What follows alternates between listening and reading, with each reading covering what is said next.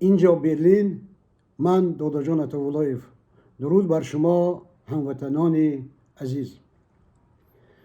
10 سال از این قبل در همین روز 19 ژانویه سال 2012 من بعد عملیات جراحی از بیمارخانه به منزل آمدم و در منزل طبابت را ادامه میدادم. 10 سال باز من به همین سوالها جواب می جستم. کی نقشه از بند بردن مرا کشید؟ در کدامین ساونا، در کدامین طربخانه، در کدامین کابینت و در درون کدام ماشین؟ کی به خودش اجازت داد که به قلب من کار زند؟ فردا نوبت کیست؟ برای این تحقیقات من با نمایندگان بسیار ساختارهای قدرتی روسیه، تاجیکستان، آلمان و کشورهای دیگر دید و وادیدها داشتم.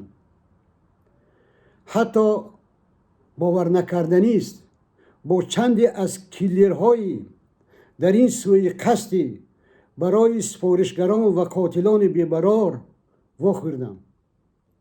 تأکید می نمایم اینجا سخن تنها از من نیست. برای من بسیار مهم بود که به چند پرسش پاسخ بگیرم.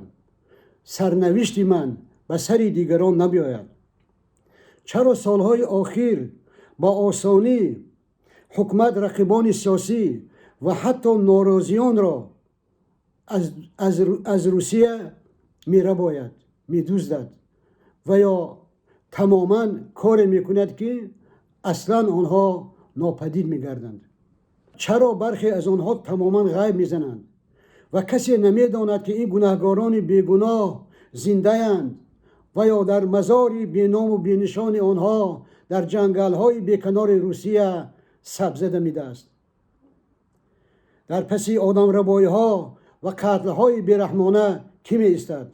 قاتلان یعنی کلیرها کیستند و فردا نوبت کیست؟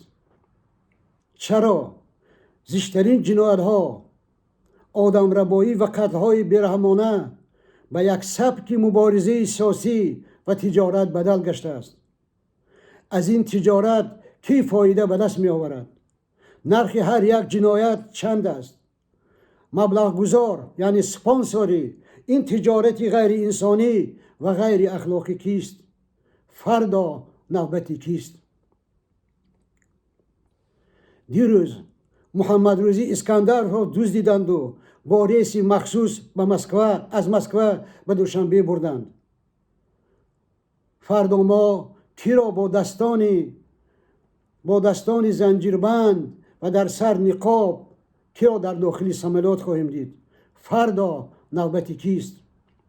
2 نفر از شناسای بسیار نزدیک خودم، عبدالواسی لطیپوف و عثمان جان عظیموف، با درخواست حکومت تاجیکستان در روسیه بازداشت گشتند با تهمت و عیبنامه های تماما بی اساس. من اگر آنها را نمی شناختم شاید شبهه می کردم، اما از ابتدا تا انتها حسب حال آنها را می دانستم. یکی از آنها از کافرنیان، دیگری از اسفره بود. برای دفاع از آنها ادوکات های مشهور، نمایندگان سازمان های بین الخلقی، خبرنگاران زیادی را جلب نمودم تا اثبات نمایم که قضیه اینها قضیه سیاسی است. به دادگاه حقوق بشر اروپا، Европейский суд по правам человека مراجعت کردیم و آنها از زندان آزاد گشتند. شادی من و شادی خانواده های آنها را کناره نبود، اما عید ما، جشن ما، خرسندی ما، سرور ما، شادی ما طول نکشید. پس از چند بعد از آزادی از زندان ها، عبدالواسی و عثمان جان غیب زدند. همین قدر میدانم که سیاه پوشان آمدند و آنها را بردند، دیگر خبری نیست. آنها زندند یا آنها را کشتند. گویا دیروز بود، اما از این حادثه 10 سال گذشت. یگان روزی نیست که از آنها یاد نکنم. فرزندان عبدالواسیط هنوز انتظار پدری گم شدند.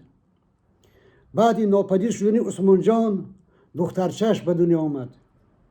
دخترچه‌ای که هیچگاه دیدار پدر را نمی بیند. دخترچه‌ای که باور دارم وقتی که زبان برآورد اولین سوالش، نخستین پرسشش این بود: پدرم کجاست؟ سوالی که کسی نمی تواند به او پاسخ بدهد. این سوال را شاید نشانه دخترچه عمرعلی قوتوف که برکی او هم بعد مرگ پدرش به دنیا آمد به مادرش میدهد و او نیز انتظار جواب است. فردا نوبت کیست؟ پدرم کجا؟ برادرم کجا؟ این سوال میترسم که فردا باز بسیاری ها را دامنگیر می شود و خریطه عملیات قاتلان نیز بین المللی می گردد. ترور تاجیکی به ترور بدون مرز مبدل می شود. کشتار عمرعلی قوتوف در پیش چشم تفلکان مهاجرش نه تنها ترکیه را بلکه دنیا را لرزاند. فردا نوبت کیست؟ فردا باز خبری مرگ یا خبری ترور کی را باز خواهیم شنید. دیروز در فیسبوک قهرمان نوجوان به نام احسان آدینایوف میدانداری میکرد. احسانی که از نسل نوی مبارزان برای من بهترین نمونه بود، بهترین نماد بود. 7 سال باز از او خبری نیست و اطمینان دارم دل مادر امیدوارش به هر تق در می لرزد که حالا شه پسرش از در می درآید و او با آن پسرش جامعه دامادی می دوزد و جامعه دامادی می پوشاند. فردا نوبت کیست؟ دیروز نوجوان دیگر مقصود ابراهیموف را در مسکو اول ترور کردند، بعد دزدیدند و حالا او در کنج زندان است. اگر مقصود جنایتکار باشد، در تاجیکستان همه جنایتکار هستند. فردا نوبت کیست؟ دیروز در بروکسل پایتخت بلژیک و برلین پایتخت آلمان آدمکشان حرفه‌ای، تاکید میکنم آدمکشان حرفه‌ای، کیلرها، آنانی که مجوز یعنی لیسنس برای کشتار دارند به سراغ من آمدند و من ساده دل و خوشباور حتی با یکی از آنها واخوردم. فردا نوبت کیست؟ میترسم که ما هنوز سبق نگرفته ایم. ما هنوز آسانی به دام میافتیم. ما را هنوز با آسانی تنها میره بایند. تنها زندان میکنند. تنها میکشند. میترسم که مرگ در تنهایی، مرگ تنهایی به خصلت تاجیکی بدل نگردد. چند روز است که یک روز دوستان ما در مسکو در جستجوی امریدین علاوتشایف هستیم. امریدین یکی از جوانان باننگ و باناموسی است که در روسیه از حقوق مهاجران تاجیک حمایت میکرد و حالا ما نمیدانیم او کجاست.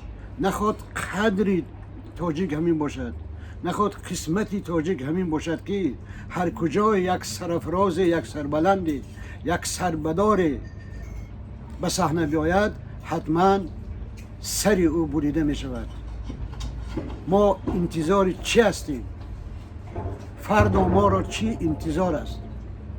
خدا به همراه تا برنامه های دیگر در این سلسله.